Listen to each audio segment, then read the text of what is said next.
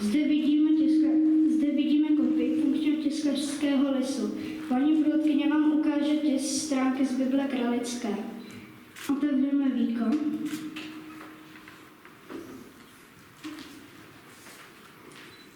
Na připravené destičky naneseme černou barvu. Dříve se barva nanášela jinými pomůckami.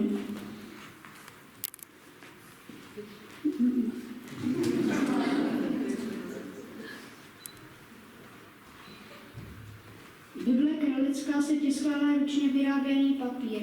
Dnes budeme tiskat na obyčejný papír.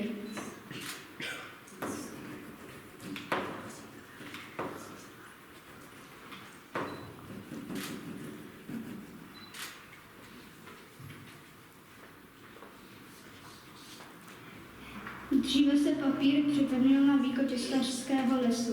Dnes dáme papír přímo na stránku. Přiklopíme víko.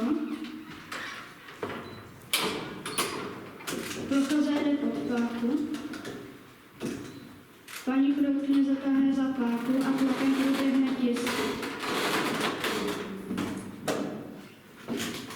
Vyjedeme zpět z lisu, otevřeme víko. Stránka je natištěná.